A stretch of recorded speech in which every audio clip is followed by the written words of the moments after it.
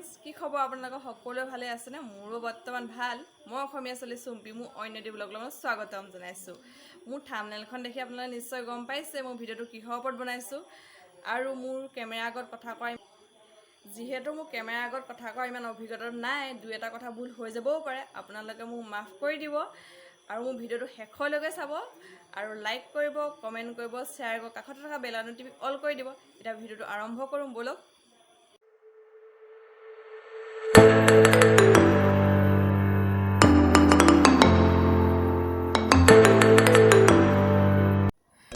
এয়া 3টা কাঁচকলৰ বাকলি হয়। আপোনালোকৰ কাঁচকল কটাটো নদুখালোঁ, বাকলিকেইখন দুখাইছোঁ ডাইৰেক্ট কাটি পেলাই। এয়া ধুনীয়াকৈ মই ধুই মেলি ৰেডি কৰি ল'লোঁ কাঁচকলৰ বাকলিকেইখন। এতিয়া চাই যাব মই কেনেকৈ কাটোঁ। প্ৰথমে মই কাঁচকলৰ বাকলিখিনি সৰু সৰুকৈ কাটি লৈছোঁ। আজি মই এই ভিডিঅ'টোত বা ৰেচিপিটোত কাঁচকল 5টা ব্যৱহাৰ কৰিম। 3টা মই বাকলিখিনি এনেকৈ কাটি উলিয়াই লৈছোঁ। এই ৰেচিপিটোত আজি ব্যৱহাৰ হ'ব কাঁচকলৰ বাকলি। কাঁচকল ব্যৱহাৰ নহয়। কাঁচকলকেইটা আপুনি দালি বনাইও খাব পাৰিব, নাইবা ভাজি বনাইও খাব পাৰিব। কেতিয়াবা যদি আপুনি ঘৰত কাঁচকল বনাই খায়, তেতিয়া কাঁচকলৰ বাকলিখিনি পেলাই নিদি এনেদৰে ৰান্ধি খাব পাৰে।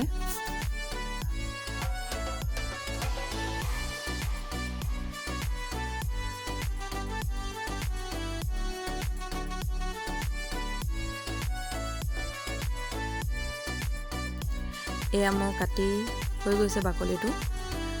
কেনেকৈ বনাওঁ আপোনালোকে সম্পূৰ্ণকৈ ভিডিঅ'টো চাই যাব শেষলৈকে।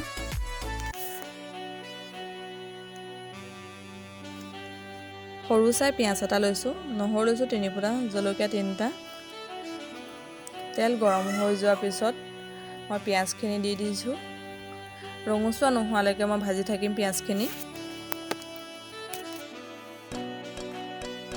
এইটো হ'ল কাঁচকলৰ বাকলি প্ৰথমটো ৰেচিপি।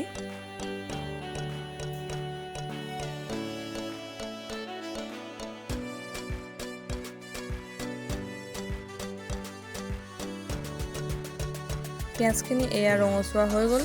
এতিয়া মই ইয়াত কাঁচকলৰ কাটি থোৱা বাকলিখিনি ব্যৱহাৰ কৰিম। এয়া কাঁচকলৰ বাকলিখিনি দি দিছোঁ।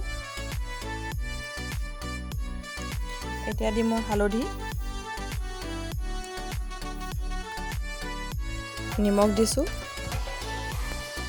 তাৰ পৰা আকৌ অকণমান লাৰি দিছোঁ।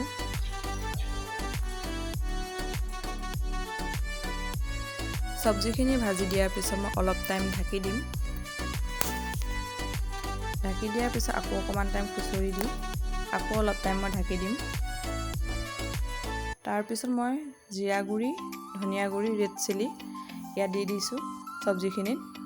তাৰপিছত আকৌ অলপ টাইম মই ঢাকি দিম।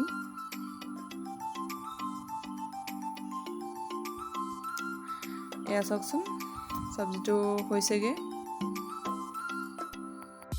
কাঁচকলৰ বাকলিৰ ৰেচিপি একদম সহজতে বনাব পাৰি, আপোনালোকো এনেকৈ বনাব।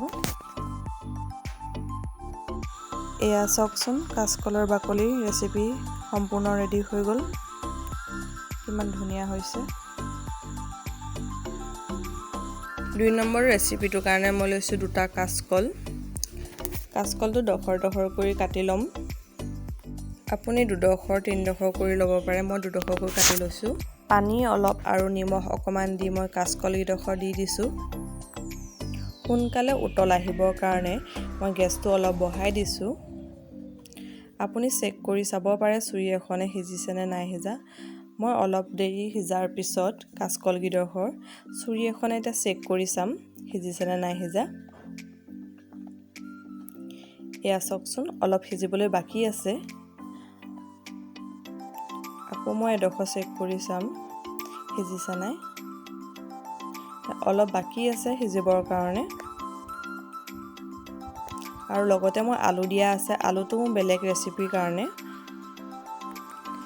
এয়া কাঁচকলখিনি বঢ়িয়াকৈ সিজি গৈছে। মই আকৌ চুৰি এখনে চেক কৰি চাইছোঁ। এয়া চাওকচোন চুৰিখনত লাগি আহি কাঁচকলকেইডোখৰ বঢ়িয়াকৈ সিজি গ'ল। এয়া চাওকচোন কিমান ধুনীয়াকৈ সিজি গ'ল। এতিয়া মই কাচকলৰ বাকলিটো কেনেকৈ গুচাওঁ আপোনালোকে ভিডিঅ'টো সম্পূৰ্ণকৈ চাই যাব। এয়া চাওকচোন কাচকলডোখৰ চুৰি এখনে মই গোটেই ৰাউণ্ডটো এনেকৈ কাটি ল'ম, তেতিয়া গুচাবলৈ সুবিধা হয় কাচকলডোখৰ। এয়া ধুনীয়াকৈ এৰাই আহিছে চাওকচোন, এনেকৈ কাটি ল'লে ভাল হয় গুচাবৰ কাৰণে। কাচকল আৰু কাচকলৰ বাকলি খালে আমাৰ স্বাস্থ্যৰ কাৰণে খুবেই উপকাৰী হয়। সেয়েহে মাজে সময়ে টেষ্টি আৰু হেল্ডি ৰেচিপি বনাই খাব লাগে। এতিয়া মই মিক্সি বাতিটোত সৰু সৰুকৈ বাকলিখিনি কাটি ল'ম, এতিয়া সোনকালে গুৰি হয়।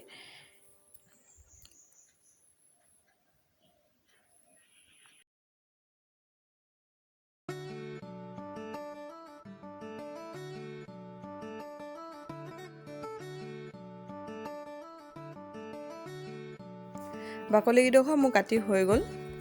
ইয়াত মই দিম নহৰু 3 ফুটামান, জলকীয়া দিম 2টামান, মিঠাতেল দিম 1 চামুচ। আপোনালোকে বেছিও দিব পাৰে যদি বেছিকৈ খায়। ইয়াত দিম মই নাম ধনিয়া পাত 4-5 খিলামান,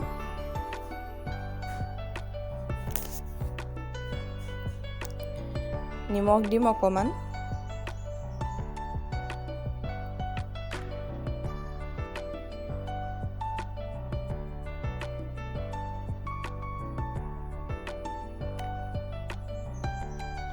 এতিয়া মই ধুনীয়াকৈ সানি দিছোঁ। বাকলিবোৰত যে লাগি যায়, মিক্সিটো এনেও লাগি যাবই। এয়া মই বন্ধ কৰি দিছোঁ। এয়া চাওকচোন পানী অকণমানো দিয়া নাই, কি ধুনীয়া হৈছে পেষ্টটো। আপোনালোকে খাই চাবচোন, খুবেই ভাল লাগে খাই। 3 নম্বৰ ৰেচিপিটোৰ কাৰণে মই লৈছোঁ 2টা বইল কৰি লোৱা কাচকল।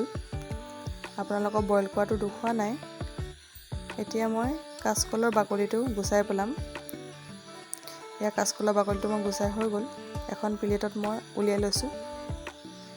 নিমখ, মিঠাতেল আৰু পিঁয়াজ দি পিটিকি ল'ম। আপোনালোকে জলকীয়াও দিব পাৰে, মই জলকীয়া দিয়া নাই, বাকীকেইটা ৰেচিপিত মই জলকীয়া দিছোঁ।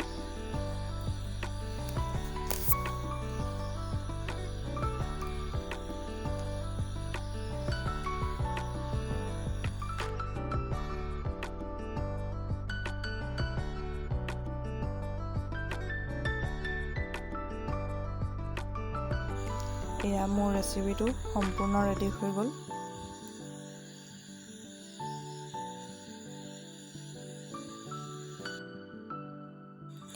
এয়া পিটিকা ৰেডি হৈ গ'ল।